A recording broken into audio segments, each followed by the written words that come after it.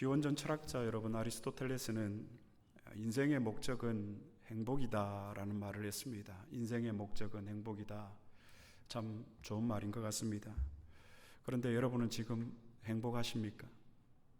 행복이란 개인이 주관적으로 느끼는 감정입니다. 그런데 이 행복에 대해서 그 누구도 정확하게 정의하지 못했습니다. 서양 기원전의 서양 철학에서 중요한 역할을 한 소크라테스, 그리고 그의 제자 플라톤의 제자 아리스토텔레스도 이 행복에 대해서 정의를 하지 못했습니다. 심지어 정신분석학자인 프로이트는 이런 이야기를 했습니다. 도대체 행복이란 무엇이란 말인가? 라는 말을 남겼습니다. 아무도 행복을 제대로 정의하지 못했습니다. 그럴 수밖에 없는 게 여러분, 행복이라는 것이 수치화할 수 없는 것 아니겠습니까? 행복을 자로 행복의 길이를 재고 저울로 행복의 무게를 측정할 수가 없습니다. 그러나 성경에는 하나님 중심의 행복론에 대해서 분명히 이야기하고 있습니다. 오늘 함께 나눌 말씀의 주제는 행복에 관한 내용입니다. 본문에 보면 하나님께서는 그가 택하신 백성들을 위하여서 요구하시는 바가 있다고 말씀하십니다. 사람은 누군가로부터 요구나 요청을 받을 때에 저마다 마음의 부담을 느끼게 됩니다. 제가 만약 여러분들에게 직분자들은 한 분도 빠짐없이 새벽 예배에 나오셔야 됩니다 라고 요구한다면 벌써부터 안색이 안 좋으신 분들이 계시는데요, 부담을 느끼거나 아니면 그런 요구를 하는 저를 가급적 피하거나 멀리하고 싶어 할 것입니다. 이것은 인간의 본성입니다. 그런데 만약 우리에게 무엇인가를 요구하는 그분의 진정한 동기와 이유와 목적을 알게 되면 우리의 생각은 달라질 수 있다고 저는 생각합니다. 오늘 본문은 이런 말씀으로 시작을 합니다. 본문 신명기 10장 12절 말씀, 다 같이 한 목소리로 봉독하시겠습니다. 이스라엘아, 내 하나님 여호와께서 네게 요구하시는 것이 무엇이냐? 곧 내 하나님 여호와를 경외하여 그의 모든 도를 행하고 그를 사랑하며 마음을 다하고 뜻을 다하여 내 하나님 여호와를 섬기고. 이스라엘아, 내 하나님 여호와께서 내게 요구하시는 것이 무엇이냐? 이런 물음으로 본문이 시작이 됩니다. 그리고 12절에 나타나 있는 이 하나님의 요구의 이유에 대해서 13절에서 이렇게 설명을 합니다. 본문 13절 말씀 또 다 같이 봉독해 보겠습니다. 시작. 내가 오늘 내 행복을 위하여 내게 명하는 여호와의 명령과 규례를 지킬 것이 아니냐. 하나님이 우리에게 무엇인가를 요구하시는 이유는 무엇입니까? 내 행복을 위하여. 하나님이 우리에게 무엇을 하라고 요구하시는 이유는 바로 우리의 행복 때문이라는 것입니다. 신명기에 반복되는 중요한 내용이기도 합니다. 이 신명기의 신이 신신당부하다 할 때 그 신입니다.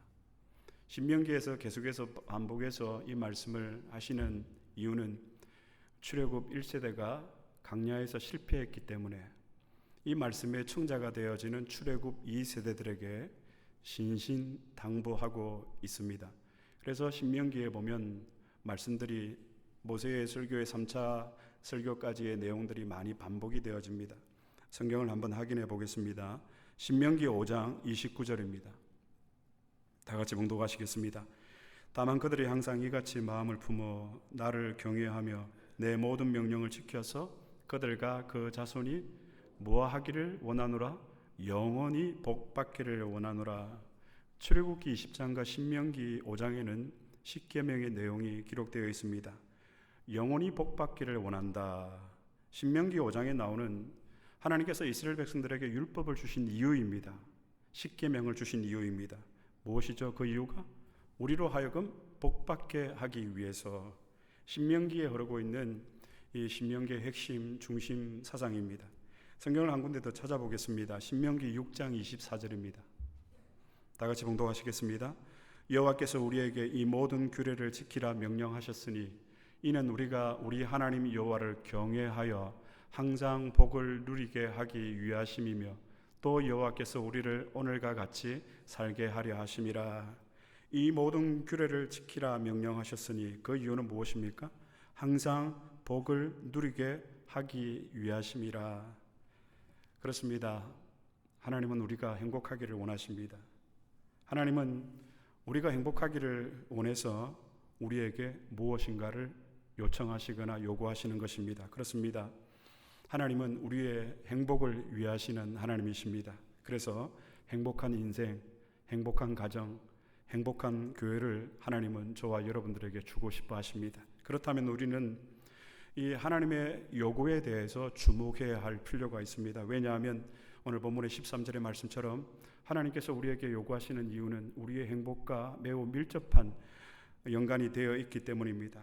13절에 보면 우리가 아까 봉독을 했지만 행복이라는 단어가 등장을 합니다. 내 행복을 위하여. 이 단어는 여러분 창세기 1장에서 반복되는 단어이기도 합니다. 하나님이 천지 만물을 창조하시고 이런 표현을 하십니다. 보시기에 좋았더라, 보시기에 아름다웠더라. 오늘 본문 신명기 10장 13절에 나오는 이 행복이라는 단어는 여러분 히브리어로 토보입니다. 들어보신 분들이 있을 텐데 그 의미는 선하다. 선하다라는 것은 여러분 보기에 아름답고 보기에 좋은 것입니다. 본문에 이 13절의 행복이라는 이 토보라는 단어가 처음 성경에 쓰여진 데가 바로 창세기 1장입니다. 하나님이 세상을 창조하실 때마다 보시기에 좋았더라, 토보했더라. 그리고 인간을 만드신 후에 보시기에 심히 좋았더라, 토보라는 단어를 사용을 하고 있습니다. 그 단어가 바로 오늘 본문 13절에 행복이라는 말로 해석이 된 히브리어 단어 토보입니다. 좋았다, 선하다, 아름답다라는 뜻입니다. 그러면 우리의 행복한 삶을 위해서 하나님이 우리에게 요구하시는 바가 무엇인지를 우리는 본문에서 정확하게 살펴본 후에 우리가 토보한 인생을, 행복한 삶을 사는 저와 여러분이 되기를 바랍니다. 하나님이 요구하시는 것이 무엇일까요, 여러분? 본문에 우리가 행복해지고 행복을 우리가 유지하고 또한 행복한 삶을 살고 행복한 가정을 이루기 위해서 먼저 하나님이 요구하시는 것은 하나님을 사랑하는 것입니다. 성경은 말합니다. 오늘 본문의 말씀 신명기 10장 12절 말씀 너무 중요하기 때문에 다시 한번 반복해서 봉독하도록 하겠습니다. 시작. 이스라엘아, 내 하나님이 내게 요구하시는 것이 무엇이냐? 곧 내 하나님 여호와를 경외하여 그의 모든 도를 행하고 그를 사랑하며 마음을 다하고 뜻을 다하여 내 하나님 여호와를 섬기고. 많은 요구들이 있지만 한 가지로 축약해서 설명할 수가 있습니다. 하반절에 보니까 그를 사랑하며 이렇게 볼 때 우리를 향하신 하나님의 궁극적인 요구는 무엇입니까? 우리가 하나님을 사랑하는 것입니다. 이스라엘 백성들은 이제 젖과 꿀이 흐르는 가나안 땅을 목전에 눈앞에 두고 있습니다. 그리고 그동안 그들의 이름 뒤에 따라다녔던 노예라는 이름은 이제 사라지게 될 것이고 이제 그들은 어엿한 땅을 소유한 민족이 될 것입니다. 그 직전에 하나님이 다시 한번 신신당부하십니다. 이스라엘 백성들에게 그들의 본분이 무엇인지를 하나님께서는 상기시켜주고 계십니다. 이스라엘 백성들의 본분이 무엇입니까? 가나안 땅의 7 부족을 쫓아내어서 그 땅을 차지하는 것도 그들의 본분이기도 하지만 궁극적으로 하나님께서 신신당부하시는 이스라엘 백성들에게 요구하시는 하나님의 백성들의 본분은 무엇입니까? 하나님을 사랑하는 것입니다. 그러므로 여러분, 우리 신앙의 영원한 숙제는 이것입니다. 우리가 어떻게 변함없이 늘 한결같이 하나님을 사랑할 수 있을까 하는 것이 되어야 한다라는 것입니다. 여러분, 불신자들도 사랑을 합니다. 그러나 그들은 참 사랑을 알지 못한 채 사랑을 합니다. 하지만 우리는 사랑의 본체이신 하나님을 안다고 하지만 그 하나님을 한결같이 사랑하지는 않는 것 같습니다. 이 세상에 사랑은 오직 하나뿐입니다. 초등학교, 중학교, 고등학교가 여러분 학교라는 이 큰 집단 안에 속한 하위의 개념이듯이 세상에 있는 모든 사랑은 하나님의 사랑에서 비롯된 것이며 하나님 사랑 외의 모든 사랑은 모두 하위 사랑입니다. 그러므로 이 지상에 있는 사랑, 하위 사랑은 최상위 사랑인 하나님의 사랑의 지배를 받습니다. 제가 여러분을 사랑하는 이유입니다. 하나님의 사랑에 있습니다. 모든 사랑은 이처럼 하나님 사랑에서 비롯이 됩니다. 신자가 하나님을 사랑해야 하는 이유도 여기에 있습니다. 여러분, 신실한 신자가 피 흘리기까지 죄와 싸워야 하는 이유가 무엇입니까? 하나님을 사랑하는 신자가 은혜를 달라고 하나님 앞에 간절히 매달려야 하는 이유가 무엇입니까? 왜 우리에게 하나님의 은혜가 사라질 때면 우리가 그런 타는 듯한 갈급함을 느끼고 사슴이 시냇물을 찾기에 갈급한 같이 그런 헐떡이는 마음을 가지고 하나님에 대해서 우리가 목말라 하는 이유가 무엇 때문입니까? 그것은 우리 마음 안에 있는 하나님을 온전히 사랑하고자 하는 간절한 바람, 열망들이 저와 여러분 우리의 마음 안에 다 있기 때문입니다. 덴마크의 19세기 실존주의 철학자 키에르 케고르는 인생에 있어서 당신의 가장 심각한 고민은 무엇입니까? 라고 묻는 기자들의 질문에 이렇게 대답을 했습니다. 내 인생의 가장 큰 고민은 내가 어떻게 하면 어제보다 오늘 더 하나님을 사랑할까 하는 것입니다. 내가 어떻게 하면 어제보다 오늘 더 하나님을 사랑할 수 있을까? 여러분의 가장 큰 고민은, 관심사는 무엇입니까? 하나님을 내가 어떻게 어제보다 오늘 더 사랑할 수 있을까? 이것이 저와 여러분의 가장 큰 고민, 관심사가 되기를 바랍니다. 그러므로 여러분, 우리에게 하나님을 사랑하는 것은 마치 우리의 운명과도 같습니다. 고린도전서 8장 3절은 이렇게 말합니다. 성경을 한번 찾아보겠습니다. 고린도전서 8장 3절입니다. 다 같이 봉독하시겠습니다. 시작. 또 누구든지 하나님을 사랑하면 그 사람은 하나님도 그 사람을 알아주신다라고 사도는 이야기하고 있습니다. 가끔 한국에 있는 제자들이 연락이 와서 목사님 유튜브로 설교 듣고 있습니다. 기억하고 있습니다. 목사님을 위해서 기도하고 있습니다. 그렇게 사람이 나를 알아주고 기억해 준다라고 했을 때 얼마나 힘이 되고 격려가 되고 위로가 되는지 모릅니다. 하물며 전능하신 하나님이 나를 알아주고 나를 기억하고 계신다. 이 얼마나 놀라운 일인지 한번 생각을 해보시기를 바랍니다. 한국에 있는 청년들이 저 듣기 좋아라고 말은 그렇게 하겠지만 정말 저를 잊지 않고 기억하겠습니까? 그런데도 그 새빨간 거짓말 같은 말인데도 기분이 격려가 되고 위로가 되고 힘이 되는데, 하나님이 나를 알아주시고 그 전능하신 하나님이 나를 기억하고 계신다라는 이 사실, 얼마나 놀라운 일인지 모르겠습니다. 약속의 땅 가나안을 앞두고 땅도 없이 나그네로 일컬음을 받던 애굽에서 노예로 불렸던 이 백성들이 이제 젖과 꿀이 흐르는 그 가나안 땅에 들어가기 직전에 그런 축복을 그들에게 내려주시기 전에 하나님은 이스라엘 백성들에게 얘들아, 변함없이 하나님을 사랑해야 한다는 것을 신신당부하고 계십니다. 그러므로 성경이 말하는 여러분 행복론은, 참 행복은 하나님을 사랑하는 데 있습니다. 우리가 하나님을 사랑함으로 토브, 하나님 보시기에 좋았더라, 하나님 보시기에 선하더라. 여러분, 우리가 하나님 앞에 이런 평가를 받으면 사람들에게도 얼마나 유익한 인생이 될까 말씀을 준비하면서 그런 생각을 해보았습니다. 사람들에게 선하고 아름다워 보이는 것이 아니라 하나님이 보실 때에 참 보시기에 심히 좋았다, 선하다, 아름답다, 좋았더라, 이런 은혜의 말을 듣는 저와 여러분이 되기를 바랍니다. 그러면 이어서 우리가 생각해 볼 것은, 하나님이 우리의 행복을 위하여서 우리에게 요구하시는 것은 하나님을 사랑하는 것인데, 그러면 하나님을 사랑하는 것이란 구체적으로 무엇인가? 오늘 본문에서 하나님을 사랑하는 것에 있어서 구체적으로 표현의 방법에 대해서 하나님이 우리에게 말씀하고 있는 것이 있습니다. 본문 12절의 말씀을 한번 띄워주시겠습니까? 앞부분만 제가 봉독하겠습니다. 이스라엘아, 내 하나님 여호와께서 내게 요구하시는 것이 무엇이냐? 그 다음 같이 한번 읽어보겠습니다. 시작. 내 하나님 여호와를 경외하여, 여기까지만 보겠습니다. 하나님께서 우리에게 요구하시는 것은 하나님 사랑인데, 이 하나님 사랑의 구체적인 표현 방법은 무엇입니까? 내 하나님 여호와를 경외하여. 하나님 사랑의 구체적인 방법입니다. 하나님에 대해서 경외감을 가지는 것이죠. 이 두려움을 갖는 것입니다. 구체적으로 내 하나님 여호와를 경외하며, 여기에 경외하다라는 히브리어 단어는 야레입니다. 성경에서 경외하다, 잠언에서도 보면 여호와를 경외하는 것이 지식의 근본이라고 했을 때 이 경외라는 단어에 사용된 히브리어는 야레입니다. 야레가 아니면 이 야레 동사에서 파생된 명사 아이르, 무서움, 두려움이라는 단어를 사용을 하고 있습니다. 우리 한글 성경에는 경외라고 해석이 되어 있는데요. 그래서 경외하다는, 여러분, 이 야레는 두려워하다, 무서워하다라는 뜻을 가지고 있습니다. 하나님에 대한 경외는 그분에 대해서 우리가 두려운 감정을 가지는 것입니다.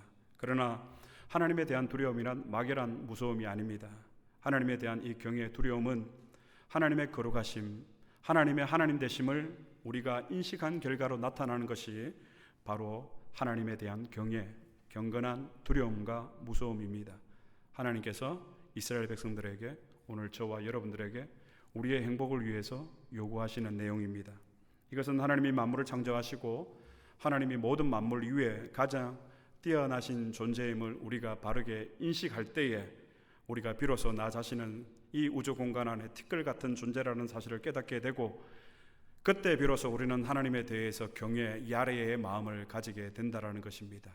하나님이 두렵다, 하나님이 참 무섭다, 온 땅과 하늘을 위해 높으신 그 영원하신 하나님을 우리가 바라보고 우리가 생각할 때, 우리가 묵상할 때 그분의 처분을 바랄 수밖에 없는, 우리가 내가 아주 미천한 존재라는 사실을 우리는 깨닫게 된다는 것입니다. 그런데 요즘은 여러분, 하나님을 너무 편하게 대하는 시대가 아닌가 그런 생각을 해봅니다. 물론 이 야레 경외는 여러분, 이 하나님에 대한 두려움과 하나님의 사랑을 같이 공유를 하고 있습니다. 그래서 하나님을 우리가 정말 사랑할 때에, 경외할 때 하나님 앞에서 기뻐 찬송을 부르기도 하고 기뻐 춤을 추기도 하는 이유입니다. 그런데 너무 편해도 편한 하나님을 편하게 대하는 세상이 아닌가, 하나님을 친구처럼 생각을 하고 이웃집 아저씨 대하듯 그렇게 하나님의 이름을 부르는 세상인 것 같습니다. 심지어 농담 속에서도 하나님의 이름을 덜먹이는 아주 경망스러운 시대가 아닌가, 저는 그렇게 생각을 합니다. 그러나 하나님을 진심으로 경외하는, 하나님을 전심으로 사랑하는 자는 하나님을 두려워하고 하나님을 무서워합니다. 20세기 최고의 설교가라고 할 수 있는 마틴 로이드 존스 목사님은 이런 이야기를 했습니다. 자기는 설교 시간에 누구를 웃기는 것이 두렵다고 했습니다. 왜? 이 설교 한 번에 어떤 사람은 이 설교를 듣고 천국 가고, 어떤 사람은 이 설교 한 편을 듣고 영원히 심판받는 자리로 떨어질 수밖에 없는 그런 다급한 상황인데, 마틴 로이드 존스 목사님은 어떻게 그런 시간에, 그런데 나는 그게 너무 두려워서 설교 시간에 농담을 하거나 누구를 웃기지 못하겠다라고 이야기를 했습니다. 하나님이 우리에게 요구하시는 것입니다. 하나님을 경외하는 것입니다. 하나님을 두려워하는 것입니다. 아, 정말 하나님이 두렵다, 정말 하나님이 무섭다. 옛날 어른들이 다른 거 몰라도 하늘 무서운 줄은 알아야지. 우리가 사람을 속일 수는 있지만 하나님 앞에 속일 수 있거나 하나님을 피해서 숨을 곳은 이 세상 어디에도 없습니다. 손바닥으로 하늘을 가려야 할 지경 아니겠습니까? 그러므로 그 우주 공간에 충만하신 하나님의 영광 가운데, 하나님의 임재 가운데 살아갈 때에 우리는 그분을 향해서 경외감을 가질 수밖에 없고, 이 경외감은 구체적으로 하나님에 대한 두려움, 무서움으로 나타나야 한다라는 것입니다. 그러나 우리가 이 하나님에 대한 경외감이 우리에게서 사라질 때에, 하나님을 두려워하지 않을 때에 우리는 내 마음대로 살아갈 수밖에 없습니다. 그것이 그런데 얼핏 보기에는 참 자유롭고 행복해 보이기도 합니다. 그러나 그렇게 하나님을 두려워하지 않고 함부로 살면서 치료할 때깔은 몸서리 치도록 무서운 것입니다. 기억하십시오. 우리가 하나님을 사랑하기 위해서는 먼저 하나님을 경외해야 됩니다. 하나님을 향한 합당한 두려운 마음을 갖는 것입니다. 하나님 사랑의 첫 번째 요구입니다. 하나님을 두려워하는 저와 여러분들이 되어서 참 행복을 소유한 우리가 되기를 바랍니다. 두 번째, 하나님이 우리에게 요구하시는 하나님 사랑의 구체적인 방법은 여러분, 하나님의 모든 도를 행하는 것입니다. 성경은 이렇게 말합니다. 12절 말씀을 한번 띄워주시겠습니까? 하반절에 보면 상반절에 처음에 내 하나님 여호와께서 내게 요구하시는 것이 무엇이냐, 곧 내 하나님 여호와를 경외하며 그 다음에 무엇입니까? 다 같이 읽겠습니다. 시작. 그의 모든 도를 행하고, 그의 모든 도를 행하고. 여기서 도는 길을 뜻합니다. 히브리어 단어 데레크입니다. 다시 번역을 하면 다음과 같은 뜻이 되어집니다. 그의 모든 길 안에서 너희들은 걸어가라. 그의 모든 길 안에서. 아무 길이 아니에요. 그의 모든 길 안에서 하나님이 보이시고 하나님이 계시하신 길 안에서 너희는 걸어가라. 이 길이라는 단어는 여러분 구체적으로 인간으로서 마땅히 해야 할 도리나 태도를 뜻하는 단어입니다. 인간으로서 가장 기본이 되는 태도와 도리는 무엇일까요? 하나님을 사랑하는 것이고 그의 계명을 따르는 것이 인간의 가장 따라야 할 그 데레크, 가장 기본적이고 분명한 태도와 도리가 하나님을 사랑하는 것이고 그의 계명을, 그의 말씀을 따라 사는 것이 저와 여러분 우리의 인간의 도리입니다. 오늘 모세가 이 설교를 하면서 신명기 10장에서 처음 꺼낸 이야기는 이스라엘 백성들이 시내산에서 실패했던 이야기를 오늘 먼저 꺼냅니다. 신명기 10장 1절의 말씀, 신명기 10장 1절의 말씀 다 같이 봉독하시겠습니다. 시작. 그때에 여호와께서 내게 이르시기를 너는 처음과 같은 두 돌판을 다듬어 가지고 산에 올라 내게로 나아오고 또 나무개 하나를 만들라. 신명기 10장 1절에서 하나님은 이 불순종의 상징인 두 번째 돌판을, 여기에 보면 나무개라고 하는데 법궤를 말합니다. 법궤 안에 이 두 번째 돌판을 넣도록 명령을 하십니다. 왜 그렇게 하셨을까요? 이 법궤는 여러분, 법궤 안에는 히브리서 9장에 보면 두 번째 돌판 외에 아론의 상난 지팡이와 그리고 만나를 당한 항아리를 이 세 가지 물건을 법궤 안에 넣도록 명령을 하셨습니다. 그러면 법궤 안에 있는 이 세 가지 물건이 상징하는 것은 무엇일까요? 두 번째 돌판, 아론의 상난 지팡이, 그리고 만나를 담은 항아리. 하나님을 사랑하지 않는, 하나님을 경외하지 않는, 하나님을 두려워하지 않는 인간의 불순종과 인간의 죄를 상징하는 것이 이 세 가지 물건들이 상징하는 바입니다. 만나는 여러분 어떻습니까? 이스라엘 백성들은 이 법궤 안에 언약궤에 있는 이 만나를 생각을 하면서 하늘의 양식이요 생명의 양식이신 예수 그리스도를 기억해야 했습니다. 두 번째 돌판인 십계명은 어떻습니까? 이스라엘 백성들은 이 두 번째 돌판을 기억하면서 이 언약을 완성하신 예수 그리스도를 바라보아야 했습니다. 아론의 상난 지팡이는 또 어떻습니까? 여러분, 어떻게 메말라 삐뚤어진 그 나무 막대기에 삭이 날 수가 있습니까? 그게 우리의 구원이라는 것입니다. 아론의 상난 그 지팡이를 이스라엘 백성들은 보면서 저주의 나무 아래 매달리신 예수 그리스도를 기억해야 했습니다. 법궤 안에 있는 이 세 가지 물건들은 모두 다 예수 그리스도를 상징을 합니다. 그런데 모세는 하나님 이스라엘 백성들을 향해서 출애굽 2세대들에게 하나님이 요구하시는 것을 말씀하시기 전에 왜 10장 시작 부분에서 이 법궤 이야기를 꺼냈을까요? 신신당부하고 있는 내용이죠. 이렇게 실패하지 마라. 두 번째 돌판, 그리고 아론의 상난 지팡이, 그리고 만나를 담은 항아리를 보면서 너희들은 제발 실패하지 마라. 실패하지 마라.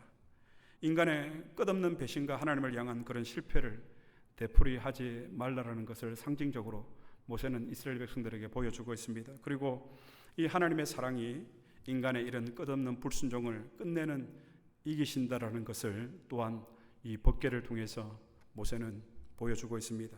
13절 말씀을 한번 다시 띄워주시겠습니까? 본문 13절 말씀. 네, 내가 오늘 내 행복을 위하여 내게 명하는 여호와의 명령과 규례를 지킬 것이 아니냐. 내가 오늘 내 행복을 위하여 토부한 인생으로 우리가 살아가도록 하기 위해서 하나님 보시기에 선하고 하나님 보시기에 좋고 하나님 보시기에 아름다운 인생으로 살아가기 위해서 하나님께서 우리에게 요구하시는 것은 무엇입니까? 참 행복을 위해서 우리가 걸어가야 하는 길은 어디입니까? 여호와의 명령과 규례를 지킬 것이 아니냐.